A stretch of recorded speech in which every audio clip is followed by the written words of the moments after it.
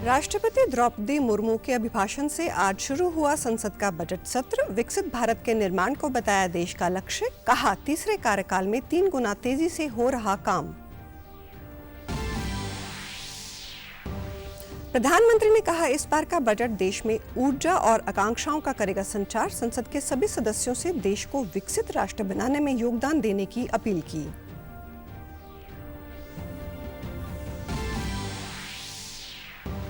मुख्यमंत्री नायब सिंह सैनी ने रोहतक में दीन बंधु चौधरी छोटू राम जयंती समारोह में की शिरकत। कहा, हरियाणा सरकार भी छोटू राम के आदर्शों पर चलते हुए कृषि और किसानों के हित में उठा रही कदम। और संगठित अपराध, नशा तस्करी, आतंकवाद सहित अन्य आपराधिक गतिविधियों पर अंकुश लगाने के लिए पंचकूला में हुई उच्च स्तरीय अंतर्राज्यीय समिति की बैठक। 7 राज्यों के अधिकारी हुए शामिल।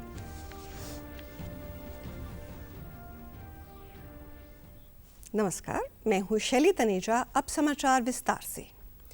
राष्ट्रपति द्रौपदी मुर्मू ने आज संसद के संयुक्त बजट सत्र को संबोधित किया। उन्होंने विश्वास व्यक्त किया कि वर्ष 2047 तक देश की भावी पीढ़ियां निश्चित रूप से एक विकसित, सुदृढ़, सक्षम और समृद्ध भारत बनकर उभरेंगी। राष्ट्रपति ने महाकुंभ में मौनी अमावस्या के दिन हुई दुर्घटना पर संवेदना व्यक्त करते हुए और घायलों के शीघ्र स्वस्थ होने की प्रार्थना की। उन्होंने देश में उभरती टेक्नोलॉजी की सराहना करते हुए कहा कि भारत टेक्नोलॉजी के क्षेत्र में बड़ी उपलब्धि दर्ज करा रहा है। हमारा उद्देश्य भारत को वैश्विक नवाचार पावर हाउस बनाना है। देश में मजबूत ढांचा बनाने के लिए किए गए उपायों पर प्रकाश डालते हुए उन्होंने कहा कि देश मेक इन इंडिया से आगे बढ़कर मेक फॉर द वर्ल्ड की ओर बढ़ रहा है। इससे रोजगार के अवसर सृजित हो रहे हैं। साथ ही उन्होंने कहा कि सरकार ने आयुष्मान भारत योजना के तहत 70 साल और उससे ऊपर के 6 करोड़ वरिष्ठ नागरिकों को स्वास्थ्य बीमा लाभ देने का फैसला भी किया है।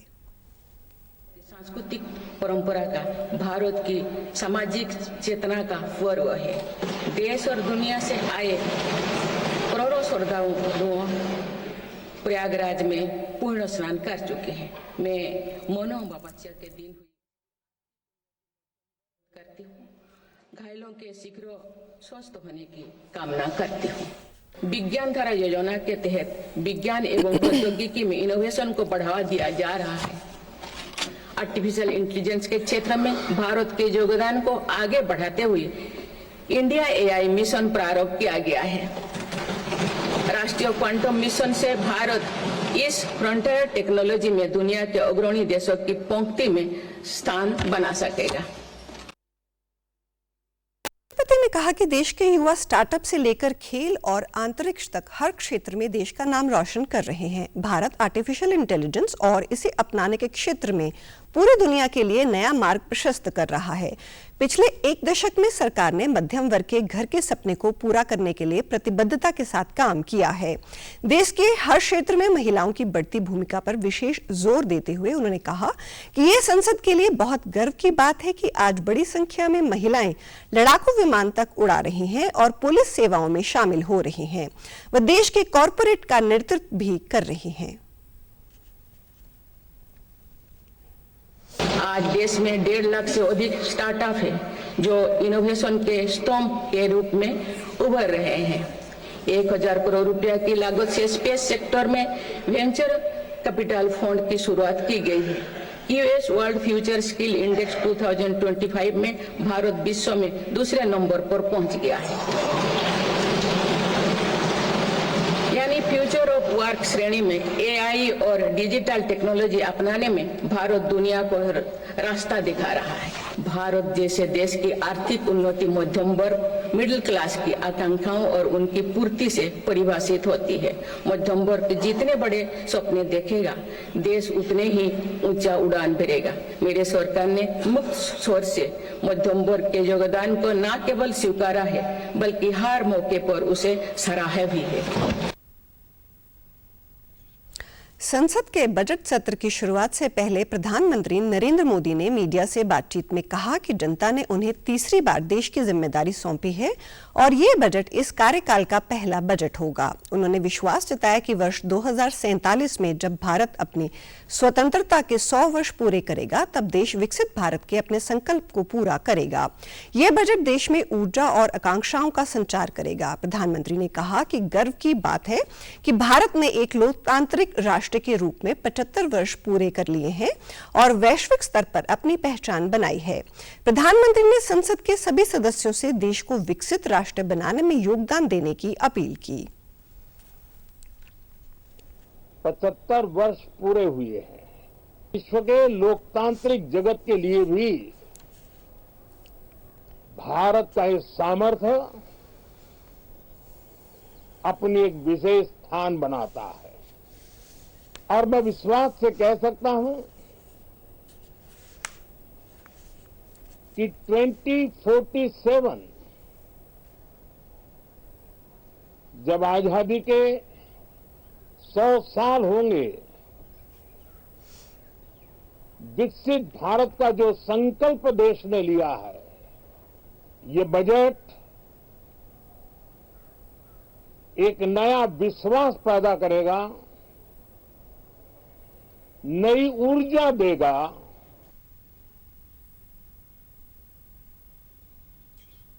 प्रधानमंत्री ने कहा कि नारी शक्ति के गौरव को पुनः स्थापित करने, जाति पाति के भेद से मुक्त होकर प्रत्येक महिला को सम्मानजनक जीवन तथा समान अधिकार दिलाने के लिए इस सत्र में अनेक महत्वपूर्ण निर्णय लिए जाएंगे। सुधार, कार्य निष्पादन और परिवर्तन के बारे में उन्होंने कहा कि जब विकास की गति को प्राप्त करना हो तो सबसे अधिक जोर सुधार पर होना चाहिए।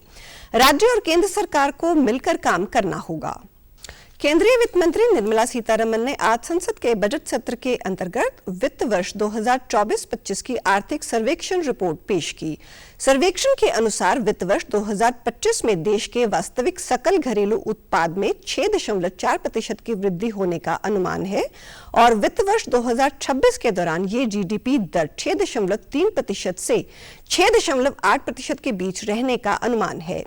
आर्थिक सर्वेक्षण में बुनियादी ढांचे पर सरकार द्वारा जोर दिया गया है। वित्त वर्ष 2026 के लिए भारत की आर्थिक संभावनाएं संतुलित हैं। पिछले वित्त वर्ष में महंगाई की दर में कमी आई है। आर्थिक सर्वेक्षण की रिपोर्ट के अनुसार ईज ऑफ डूइंग बिजनेस 2.0 की सिफारिश की गई और पिछले कुछ वर्षों में लॉजिस्टिक लागत में कमी आई है। मैन्युफैक्चरिंग क्षेत्र ने बेहतर प्रदर्शन किया। आर्थिक सर्वेक्षण में कृषि को भविष्य का सेक्टर करार दिया गया। रिपोर्ट के अनुसार ग्रामीण अर्थव्यवस्था को सशक्त बनाया गया और ग्रामीण अर्थव्यवस्था में सरकार की आर्थिक नीतियों ने अहम भूमिका निभाई।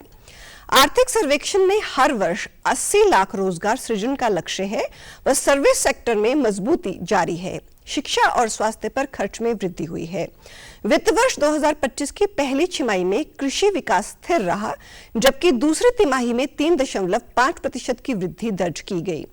खाद्य कीमतों में दबाव आपूर्ति श्रृंखला व्यवधानों और मौसम की स्थिति में अनिश्चितताओं के जैसे कारकों से प्रेरित है और वित्त वर्ष 2025 की चौथी तिमाही में खाद्य मुद्रास्फीति में नरमी आने की संभावना है। प्रदेश के मुख्यमंत्री नायब सिंह सैनी ने आज रोहतक के जाट शिक्षण संस्थान में दीन बंधु चौधरी छोटू राम की जयंती पर आयोजित समारोह में शिरकत की। उन्होंने संस्थान में स्थापित चौधरी छोटू राम की समाधि पर श्रद्धा सुमन अर्पित किए। समारोह में प्रदेश के शिक्षा मंत्री महिपाल ढांडा भी शामिल हुए। समारोह के दौरान अपने संबोधन में मुख्यमंत्री सैनी ने कहा, हरियाणा सरकार भी छोटू राम के आदर्शों पर चलते हुए कृषि और किसानों के हित में कदम उठा रही है। प्रदेश सरकार ने हरियाणा के संपूर्ण विकास के लिए रोड मैप तैयार किया है। पिछले 10 वर्षों में हरियाणा में युवाओं को पारदर्शिता के आधार पर 1,01,000 नौकरियां दी जा चुकी हैं। आने वाले समय में 2 लाख और नौकरियां प्रदान की जाएंगी। साथ ही मुख्यमंत्री ने युवाओं को नशे से दूर रहने की अपील की। बाद में पत्रकारों से बातचीत में सीएम ने दिल्ली में यमुना के पानी को लेकर चल रही राजनीति पर प्रतिक्रिया देते हुए दिल्ली की मुख्यमंत्री आतिशी और अरविंद केजरीवाल को निशाने पर लिया। अपनी नाकामियों को छिपाने के लिए ही इस प्रकार की घटिया आरोप लगा रहे हैं। मैं केजरीवाल को चैलेंज करता हूं क्योंकि उसने झूठ की दुकान खोली हुई है। मैं चैलेंज कर रहा हूं, मेरे पास रिपोर्ट है। मैं जहाँ से हरियाणा की हद होती है ख़त्म और जहाँ पर वाटर सोर्सेज अथॉरिटी ने जो चिन्हित किया है पॉइंट, उस पॉइंट के ऊपर जो पानी हम दे रहे हैं उसको टेस्ट कराए और जो पानी दिल्ली के अंदर है उसको टेस्ट कराए, क्योंकि अपनी नाकामियों को छुपाने के लिए उसने इस प्रकार का घटिया आरोप लगाया है। केजरीवाल ये कहता आया है कि मैं यमुना को साफ करूंगा, आज तक साफ नहीं हुई। यमुना तो साफ करने की दूर की बात है, भाई तो अपना एसटीपी साफ कर लेता, लोगों को तो स्वच्छ पानी मिलना चाहिए था, वो भी पानी नहीं दे पा रहा और इस प्रकार के झूठे आरोप लगा करके वो बच नहीं सकता। प्रदेश के शिक्षा मंत्री महिपाल ढांडा ने भी छोटूराम के जीवन पर प्रकाश डालते हुए कहा कि आज कोई ऐसा क्षेत्र नहीं है जहां किसान की पहुंच ना हो। शोषित पीड़ित सब समाज दीनबंधु सर छोटूराम जी को अपना रहबर, अपना सब कुछ मानने लगे और उनकी उपस्थिति में इस देश के किसान, कमेरे, मजदूर को सुख भरी वायुमंडल में सांस लेने का अवसर मिल गया। समाज के तमाम वर्ग आपस में मिलजुल कर काम करते हैं। एक किसान ही नहीं है, जब किसान के खेत में फसल अच्छी होती है तो दुकानदार की दुकानदारी भी बहुत अच्छे से चलती है।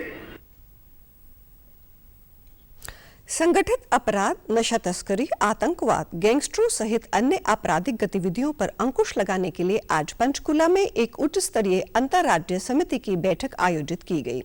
बैठक में 7 राज्यों के पुलिस महानिदेशकों सहित एनआईए के वरिष्ठ अधिकारियों ने भी भाग लिया। इस दौरान हरियाणा के अलावा पंजाब, हिमाचल प्रदेश, राजस्थान, दिल्ली, उत्तराखंड और चंडीगढ़ के पुलिस महानिदेशकों, नारकोटिक्स कंट्रोल ब्यूरो और एनआईए के वरिष्ठ अधिकारियों ने बैठक में हिस्सा लिया। प्रदेश के पुलिस महानिदेशक शत्रुजीत कपूर ने बताया कि आज हुई इस महत्वपूर्ण बैठक में अंतर्राज्यीय नशा तस्करी और संगठित अपराध सहित आतंकवाद से निपटने को लेकर चर्चा हुई है। मुख्यमंत्री नायब सिंह सैनी ने कल फरीदाबाद में वित्त वर्ष 2025-26 के लिए विनिर्माण क्षेत्र से संबंधित हितधारकों के साथ आयोजित बजट पूर्व परामर्श बैठक की। बैठक में विनिर्माण क्षेत्र से जुड़े विभिन्न संगठनों के प्रतिनिधियों ने आगामी बजट के लिए अपने सुझाव रखे। इस दौरान कैबिनेट मंत्री राव नरबीर सिंह, विपुल गोयल, राजेश नागर, गौरव गौतम भी मौजूद रहे। सीएम ने कहा कि प्रदेश की आर्थिक उन्नति के लिए औद्योगिक संस्थानों में निवेश को प्रोत्साहन देने के लिए नई पहल की जा रही है। बजट पूर्व परामर्श बैठकों में मिले सुझावों के आधार पर नीतियों का भी सरलीकरण किया जाएगा और वह स्वयं हर 3 महीने में उद्यमियों व निवेशकों के हरियाणा उद्यम प्रोत्साहन सेंटर से जुड़े विषयों की समीक्षा करेंगे। आगामी बजट हमारे सामूहिक महत्वाकांक्षाओं व प्राथमिकताओं का प्रतिबिंब होगा। उन्होंने कहा कि आगामी बजट की तैयारियों के लिए ये आवश्यक है कि हम समाज के सभी वर्गों के साथ संवाद करें ताकि हरियाणा के प्रत्येक नागरिक की जरूरतें व सपनों को पूरा करने के प्रयास किए जा सकें। पिछले कुछ वर्षों में हरियाणा ने कृषि, उद्योग, शिक्षा की आधारभूत संरचना व प्रौद्योगिकी सहित विभिन्न क्षेत्र में उल्लेखनीय प्रगति की है।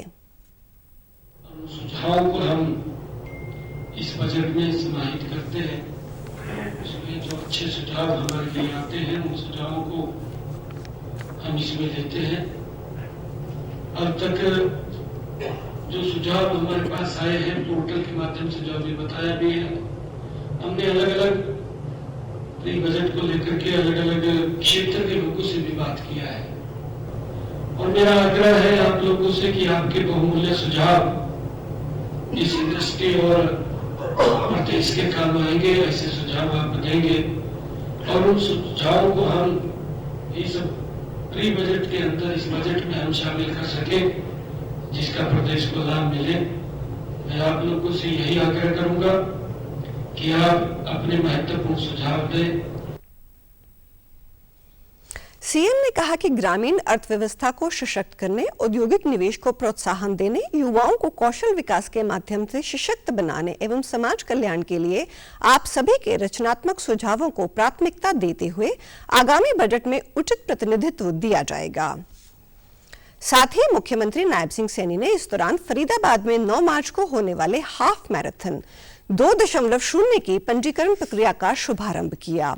इस मैराथन में प्रतिभागी बनने के लिए सबसे पहले मुख्यमंत्री ने ऑनलाइन प्रक्रिया से अपना पंजीकरण करते हुए जिला वासियों को इस मेगा इवेंट में बढ़ चढ़कर भाग लेने के लिए प्रेरित किया।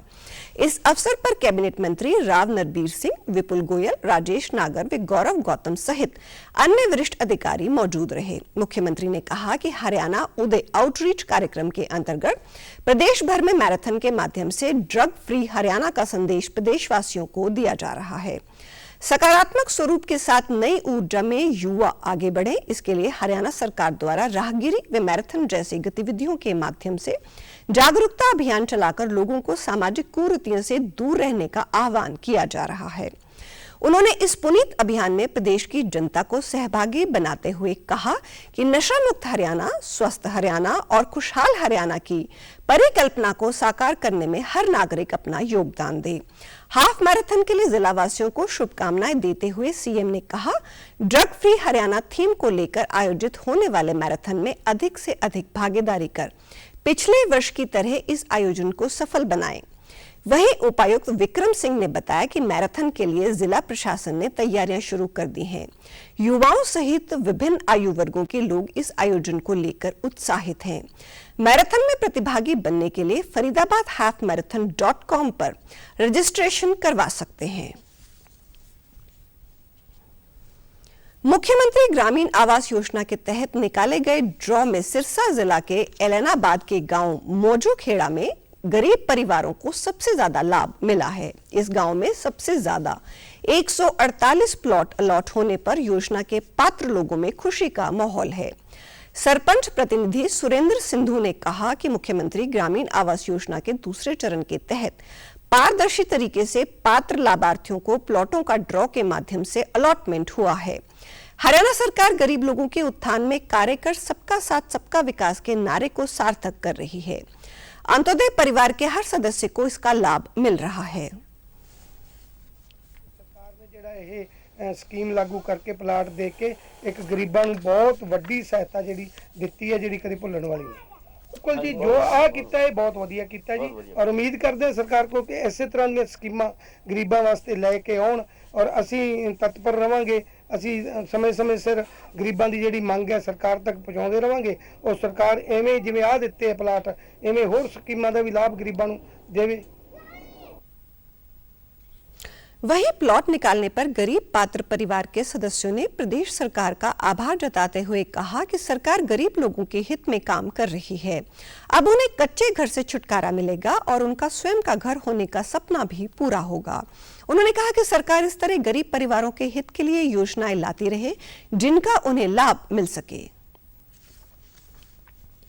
सरकार दा करदे जेड़ियां नूं सानू प्लाट दे के मकान पा के विच भाउण दी स्कीम लाई है। ਅਸੀਂ ਬਹੁਤ ਧੰਨਵਾਦ ਕਰਦੇ ਹਾਂ। ਸਾਡੇ ਬਹੁਤ ਭਰਾਵਾਂ ਦੇ 148 ਪਲਾਟ ਜਿਹੜੇ ਆਏ। ਅਸੀਂ ਬਹੁਤ ਧੰਨਵਾਦ ਹੈ ਸਰਕਾਰ ਦਾ ਕਰਦੇ। ਇਸ ਪੰਚਾਇਤ ਦਾ ਜਿਹੜਾ ਹੁਣ ਮੌਕੇ ਦੇ ਸਰਪੰਚ ਸਾਹਿਬ ਬਣੇ ਨਾ, ਇਹਨਾਂ ਨੇ ਬਹੁਤ ਜ਼ਿਆਦਾ ਖੇਚਲ ਕੀਤੀ ਹੈ, ਬੜਾ ਭੱਜ ਨਸ ਕੀਤੀ ਹੈ ਇਹਨਾਂ ਗਰੀਬਾਂ ਵਾਸਤੇ। ਤੇ ਇਦੋਂ ਵੱਧ ਸਰਕਾਰ ਜਿਹੜੀ ਹੈਗੀ ਮੌਕੇ ਦੀ ਬੀਜੇਪੀ ਦੀ, ਇਹਨਾਂ ਨੇ ਬੜਾ ਜੀ ਵਧੀਆ ਸੋਹਣਾ ਕੰਮ ਕੀਤਾ ਹੈ। ਧੰਨਵਾਦ ਸਰਕਾਰ ਦਾ, ਮੰਨਦੇ ਹਾਂ ਜਿਹਨੇ ਪਲਾਟ ਦਿੱਤੇ ਸਾਨੂੰ। 50 सालों के वोटा पाने सन किसी ने प्लाट नहीं देते। हाँ, घर मेरा खुद आएगा, खुशी होगी बहुत ज्यादा। प्रदेश के ऊर्जा और परिवहन मंत्री अनिल विज ने अरविंद केजरीवाल के खिलाफ दायर मामलों पर तीखी प्रतिक्रिया देते हुए कहा कि मामला दर्ज हुआ है तो जांच होगी। केजरीवाल बताएं कि यमुना के पानी में किसने किसने जहर मिलाया है। मुख्यमंत्री नायब सिंह सैनी ने स्वयं यमुना का पानी पीकर दिखाया है। अरविंद केजरीवाल ने दिल्ली के लोगों में एक टेरर क्रिएट करने की कोशिश की है और उन्हें इसका जवाब देना ही होगा। दिल्ली में पंजाब सरकार की गाड़ी में कैश और शराब बरामद होने का मामला सामने आने पर अनिल विज ने तंज कसते हुए कहा कि पंजाब से गाड़ी आई है तो अंदाजा लगाया जा सकता है कि पैसे कौन भेज रहा है। आप पार्टी के नेता सुचिता की बात करते हैं, लेकिन हथकंडे इस प्रकार के अपनाते हैं। कहाँ है जहर और किसने मिलाया, उनको बताना पड़ेगा। उसने एक टेरर क्रिएट करने की कोशिश की है दिल्ली के लोगों ने, तो उसका जवाब तो उनको देना ही पड़ेगा। हमारे मुख्यमंत्री ने पी के दिखा दिया। देखिए, पंजाब से गाड़ी आई है तो अंदाजा लगाया जा सकता है कि पंजाब से पैसे कौन भेज रहा है, पंजाब में किसकी सरकार है, किसके पास पैसों का अंबार है, ये अंदाजा लगाया जा सकता है। और ये शुचिता की बात करने वाले हर हथकंडा अपना रहे हैं चुनाव लड़ने के लिए। भूपेंद्र सिंह हुड्डा द्वारा बिजली बिलों पर अतिरिक्त चार्ज जोड़ने के संबंध में दिए गए बयान पर पलटवार करते हुए अनिल विज ने कहा, बिजली के दाम सरकार तय नहीं करती बल्कि इंडिपेंडेंट अथॉरिटी तय करती है। हुड्डा जी इतने साल मुख्यमंत्री रहे हैं, उनको समझ होनी चाहिए कि बिजली के दाम सरकार तय नहीं करती है, बिजली के दाम इंडिपेंडेंट अथॉरिटी है। और शायद वो हुड्डा साहब के राज में ही बनी थी। नियामक अथॉरिटी जो है वो तय करती है, सरकार नहीं करती है। ना आप सरकार को इसका दोष दे सकते। मुख्यमंत्री नायब सिंह सैनी के कुशल नेतृत्व में राज्य शिक्षा के क्षेत्र में एक नई ऊंचाई को छू रहा है। हाल ही में जारी annual status of education report 2024 ने यह साबित कर दिया है कि राज्य सरकार द्वारा चलाई गई दूरदर्शी नीतियां और अथक प्रयास रंग ला रहे हैं। सरकारी स्कूलों में एडमिशन के बढ़ते आंकड़े ये दर्शाते हैं कि प्रदेश में शिक्षा के प्रति लोगों का भरोसा बढ़ा है। विद्यार्थियों की साक्षरता और संख्यात्मक दक्षता के सुधार में हरियाणा को राष्ट्रीय औसत से कहीं आगे लाकर खड़ा किया है।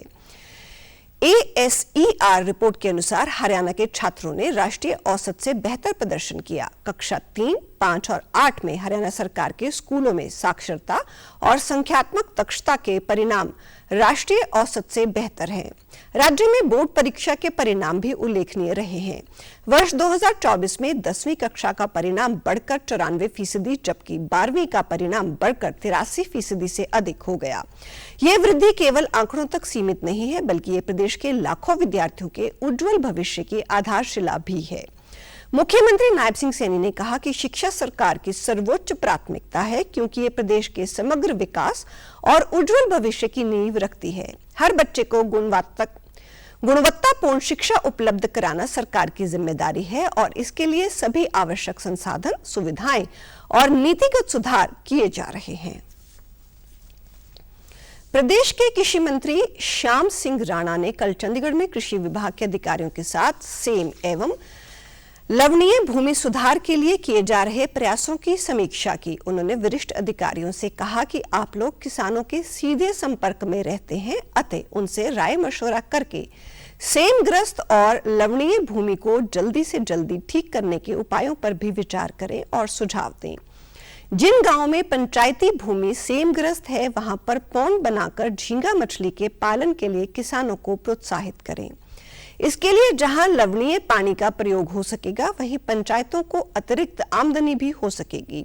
उन्होंने कहा कि जिस क्षेत्र में सेम की समस्या ज्यादा है, वहां पर ड्रेन से पानी की निकासी करके भूमि सुधार के प्रयास करें। कृषि मंत्री को बैठक में जानकारी दी गई कि प्रदेश के 13 जिलों के 686 गांव सेमग्रस्त हैं। उन्होंने बताया कि प्रदेश में करीब 10,000 से अधिक एकड़ भूमि सेम से प्रभावित है। फिलहाल सिरसा और गुरुग्राम जिला को सेम मुक्त कर दिया गया है, जबकि फतेहाबाद जिला को इस साल के अंत तक सेम मुक्त कर दिया जाएगा। अधिकारियों ने बताया कि प्रदेश में भूमि को सेम और लवण से मुक्त करने के लिए सब सरफेस ड्रेनेज तकनीक, वर्टिकल ड्रेनेज तकनीक अपनाई जाती है। इसके अलावा जैविक जल निकासी योजना के तहत ज्यादा पानी पीने वाले पेड़ लगाकर उक्त दोनों तकनीकों को प्रभावी बनाया जाता है तथा भूमि का सुधार जल्दी किया जाता है। हिसार जिले के सलेमगढ़ गांव के विकास वर्मा पारंपरिक खेती को छोड़कर पिछले 9 वर्षों से मशरूम की खेती करके अच्छा मुनाफा कमा रहे हैं। उन्होंने बताया कि वो मशरूम की बटन वैरायटी की खेती कर रहे हैं, जिसके लिए अनुकूलित तापमान की आवश्यकता पड़ती है। गर्मी शुरू होने पर मशरूम की अलग वैरायटी की खेती की जाती है। देश के विभिन्न क्षेत्रों से किसान मशरूम की जानकारी हासिल करने के लिए उनके पास आ रहे हैं। विकास ने बताया कि हरियाणा कृषि विश्वविद्यालय में मशरूम उत्पादन की ट्रेनिंग के दौरान भी अन्य किसानों को जानकारी देने के लिए उन्हें बुलाया जाता है। उन्होंने खेत में मशरूम के 18 प्लांट लगाए हैं, जिनमें गांव के लोगों के साथ साथ उत्तर प्रदेश से आए लोगों को भी रोजगार दिया है। उन्होंने कहा कि बागवानी खेती के लिए सरकार ने अनेक योजनाएं चलाई हैं, जिनका उन्हें भरपूर लाभ मिल रहा है। मशरूम उत्पादन के लिए नीति आयोग द्वारा उन्हें डायरेक्टरेट की उपाधि से भी सम्मानित किया जा चुका है। उन्होंने अन्य किसानों से बागवानी खेती का आह्वान करते हुए कहा कि इसमें लागत कम और मुनाफा अधिक होता है और इसके लिए एक अनुकूलित तापमान होता है जो 17 से 18 डिग्री टेम्परेचर हमारे को चाहिए होता है। सर्दियों के मौसम में हमारे को अवेलेबल मिलता है। तो अभी ये हम बटन मशरूम की खेती कर रहे हैं और जैसे गर्मी आएगी हम उसके अंदर ओस्टर मशरूम की खेती करेंगे सर। बिल्कुल सर, मेरे पास में मशरूम की खेती बाड़ी को लेके ऑल ओवर इंडिया से मतलब फार्मर आते हैं। मेरे पास में यहाँ पे 18 मशरूम के प्लांट है जो मतलब सेड हैं। एक साइड की बात करें तो जो वन टाइम इन्वेस्टमेंट इसकी जो स्ट्रक्चर की कॉस्टिंग आती है वो 3 लाख रुपए हमारी कॉस्टिंग आती है।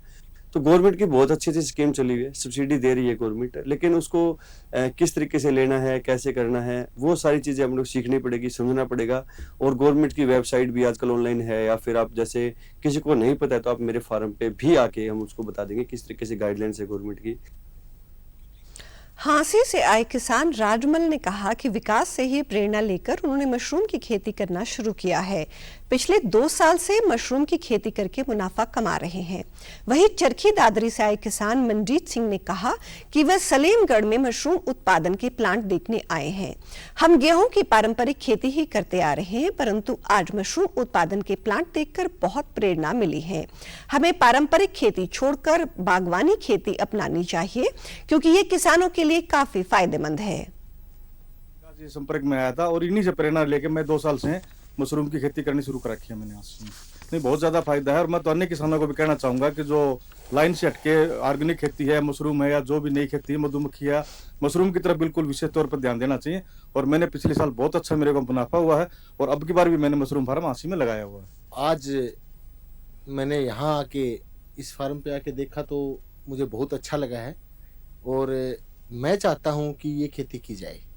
मैं सभी किसान भाइयों से ये कहना चाहूँगा कि आप गेहूं और इस खेती को छोड़ के और अपनी मशरूम, बागवानी वगैरह की खेती ज़्यादा करने में की कोशिश करें।